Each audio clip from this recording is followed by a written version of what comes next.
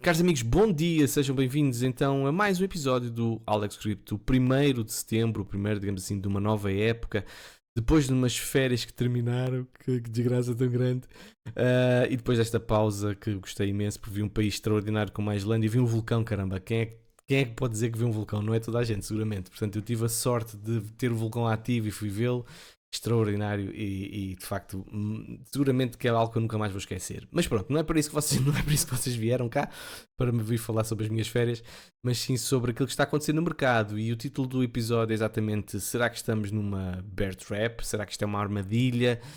E vamos falar um bocadinho sobre isso. Vamos falar sobre a situação macro, vamos falar sobre Bitcoin, e acredito que vocês vão gostar. Portanto, fica até ao final, que julgo que vai mesmo valer a pena seguir este episódio. Já sabes como é que isto funciona: o algoritmo do YouTube carece de gostos, procura comentários, e se isso acontecer, obviamente que o episódio tem mais sucesso, e agradeço que faças essa parte para eu fazer aqui o meu trabalho de uma forma mais motivada, que ajuda-me imenso também.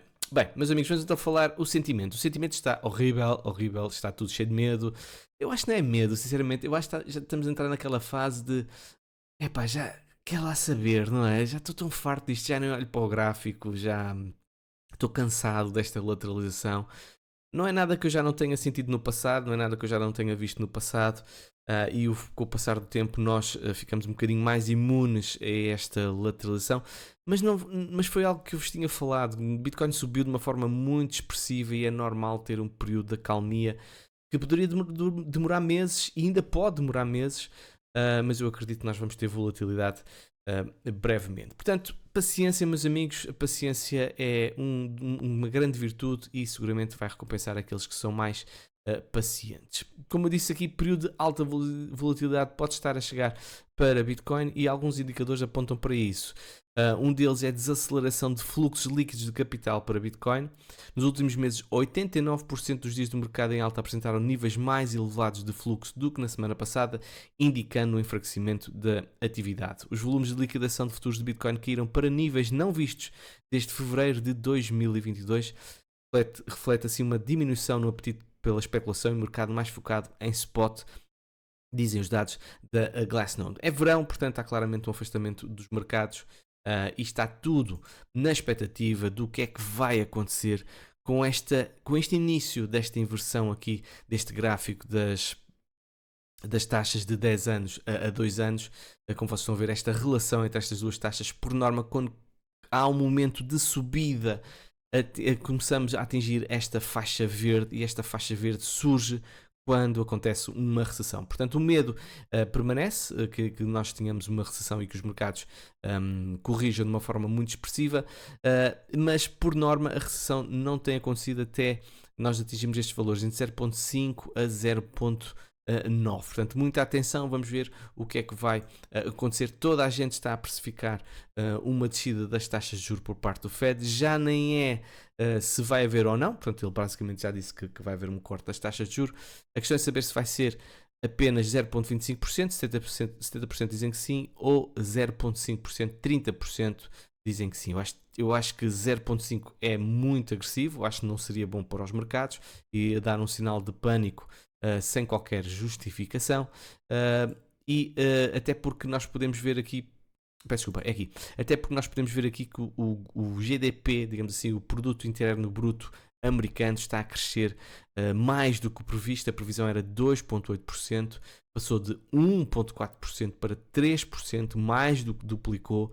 O Core PCE, portanto a inflação retirando os ativos mais voláteis, também caiu de 2.7%, que era aquilo que era suposto, para 2.6%, manteve, digamos assim, mas a expectativa era de 2.7%, e este é um dos indicadores favoritos do Fed. Portanto, há claramente uma margem, digamos assim, para descer as taxas de juros, porque a economia está forte, e assim afastando possíveis dados de uma recessão e queda de mercados, na minha opinião.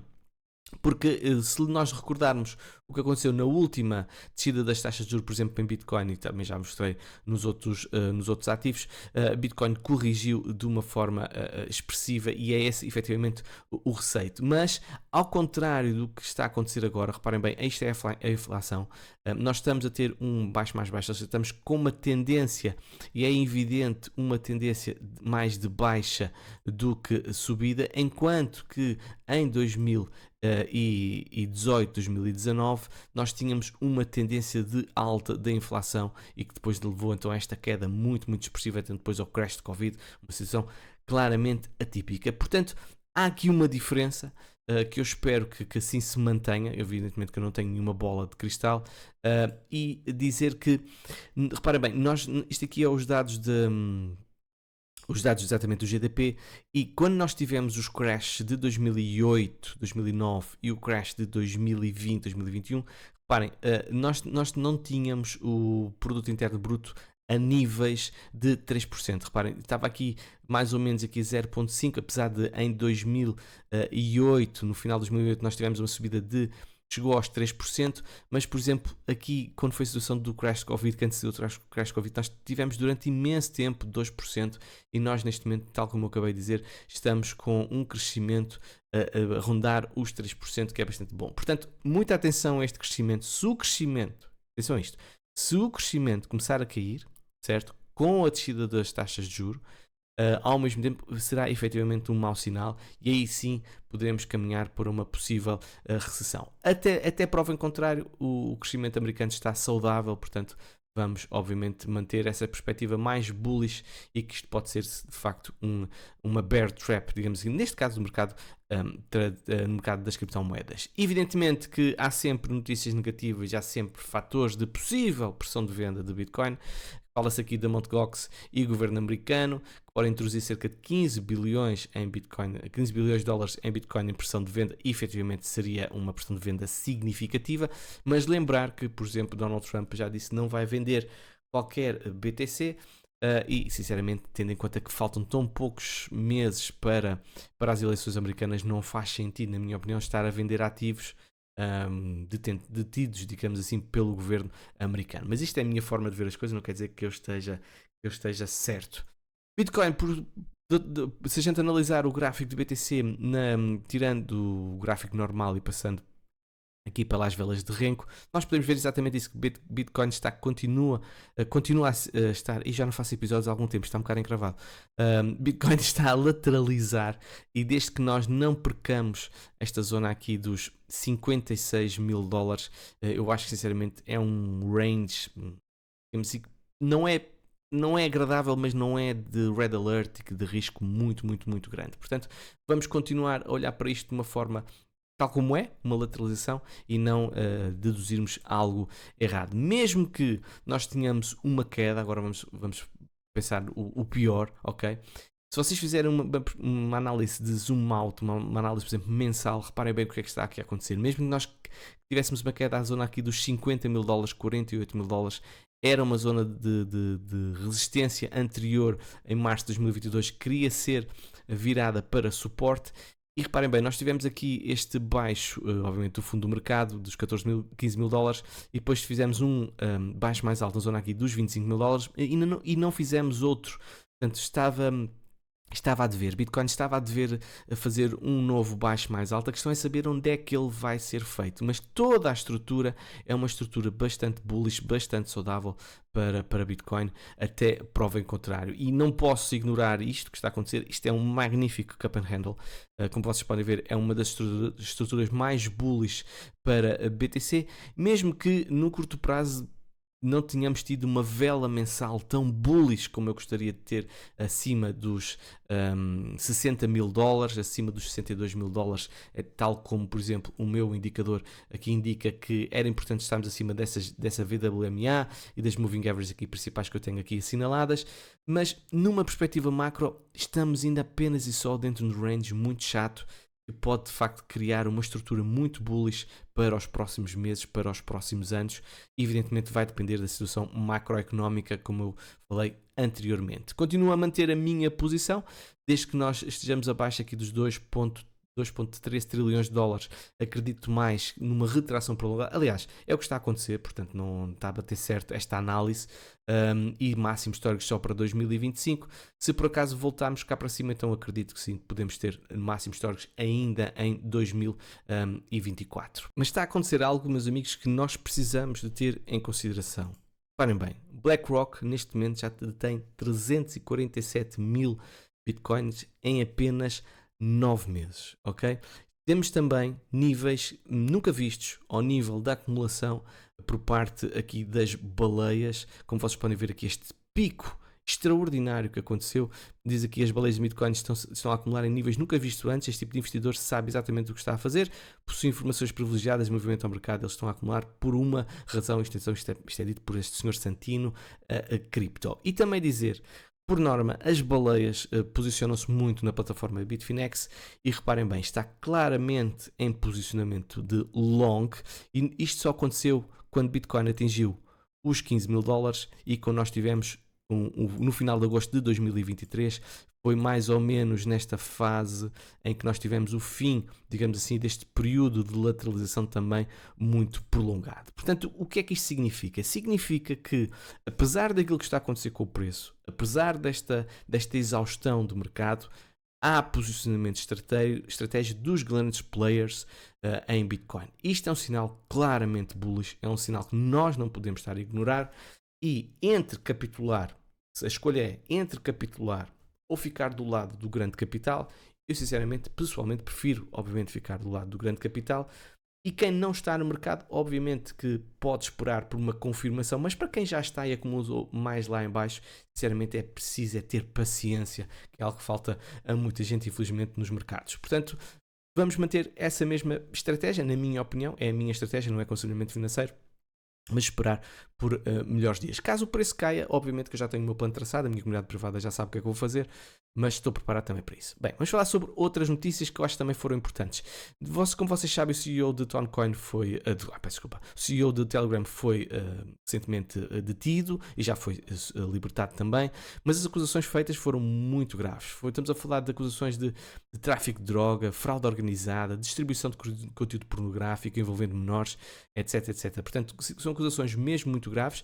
Agora, isto faz-me um bocado de confusão, aquilo que está a acontecer, até ainda por cima, numa altura em que nós temos também no Brasil a juntar-se a grupo de países onde a rede social X está proibida porque Elon Musk supostamente não divulgou qual era o seu representante, digamos assim, e isto normalmente costuma acontecer em países com regimes autoritários como a China, o Irão e outros países, como vocês podem ver aqui, Coreia do Norte. Agora, é de facto estranho a postura francesa relativamente a Durov, porque uma coisa é certa, se é ele responsável por fazer esse tipo de ações, ok? Questões da pornografia, questões de fraude, questão de todas aquelas acusações, faz todo sentido prender o homem. Agora, se é a plataforma, se são pessoas que estão a escrever nessa plataforma, que por acaso ele é o editor, é o responsável pela plataforma, sim, mas até que ponto é que os seus CEOs, por exemplo, de uma Facebook, de Telegram, do X, TikTok e whatever, devem ser responsabilizados por aquilo que outras pessoas lá colocam. Para mim, passa a ser um bocadinho complicado concordar com isso. Eu concordo sim que seja exigido, digamos assim, a informação relativamente a essas pessoas que estão de facto a promover esses crimes, digamos assim, que estão a praticar esses crimes, e se a plataforma não transmite esses dados, aí sim deve haver consequências, e consequência, na minha opinião, deve passar pela plataforma e não pelo CEO, porque prender Durov não mudou nada, portanto as pessoas continuam a cometer esses crimes. Agora, por exemplo, afastar aquelas salas naquele país, acho que faz todo o sentido e deve ser feito por uma ordem judicial. Portanto, para mim, parece-me que foi um bocadinho abusivo aquilo que foi feito, e reparem, o presidente francês foi logo acusado que foi um ataque à liberdade de expressão. Ele veio também responder que a França está profundamente comprometida com a liberdade de expressão e comunicação, com a inovação e com o espírito empreendedor, e a prisão do presidente do Telegram francês ocorreu como parte de uma investigação judicial em andamento não é de forma alguma uma decisão política, porque já envolveu também a resposta da Rússia e tudo mais. Portanto, não sei qual é a vossa opinião sobre aquilo que aconteceu, mas eu acho que foi excessiva a forma como os franceses lidaram com isso, e acho que se o problema está na plataforma, trata-se da plataforma e não, evidentemente, de quem construiu a plataforma. Tor, por sua vez, também, é o que eu digo, há males nunca vem só, não é? Como se costuma dizer. Portanto, Ton voltou a ficar online após segunda interrupção, portanto, teve 2 quedas e está relacionado com a distribuição de um token DOGS, que é um airdrop relacionado com Ton. E é muito importante nós termos um Telegram e uma plataforma, uma blockchain Ton que funcione. Porquê? Porque se vocês perceberem bem a dimensão do Telegram, acho que são cerca de 900 milhões de utilizadores, é essencial para divulgar a mensagem das criptomoedas, para trazer adoção em massa, e Telegram tem desempenhado um papel muito importante nessa área. Portanto, esperemos que Telegram continue a investir em cripto, como aqui está nesta notícia, que já investiu 400 milhões em ativos, e que Telegram continue a funcionar para bem do mercado das criptomoedas. Outra notícia de rodapé: Cardano anuncia hard fork para setembro.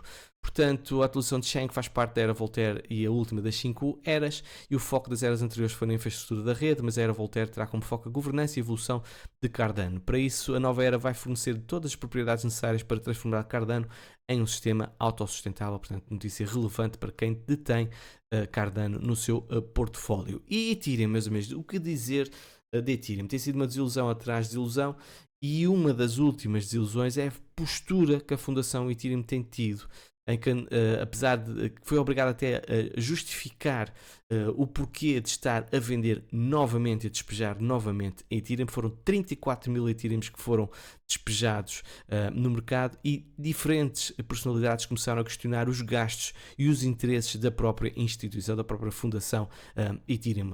Vitalik Buterin chegou a ter que justificar quanto é que ganhava, e ele recebe cerca de 10 mil dólares por mês pelo seu trabalho, mas as coisas começam a ficar apertadas, porque Ethereum só tem o sucesso que tem porque tem muita gente a investir em Ethereum e tem muita gente a deter o token, mas este ordenado que Vitalik recebe e a fundação, de facto, a fundação da Ethereum, que possui ainda não sei quantos Ethereums, só valem alguma coisa se o preço se mantiver atrativo. Se o preço continuar a cair como está a cair, e se não houver uma reação, meus amigos, toda esta narrativa bonita para estes senhores que detêm Ethereum e que são os donos de Ethereum vai começar a mudar. Portanto, é bom que eles se acalmem um bocadinho, que deixem de despejar Ethereum, para as coisas efetivamente começarem a ficar mais apelativas para o preço, porque há muita gente chateada com Ethereum, e como vocês podem ver pelo meu tom de voz, também já começo a ficar um bocadinho farto de Ethereum pela porcaria que tem andado a fazer nos últimos tempos, ok?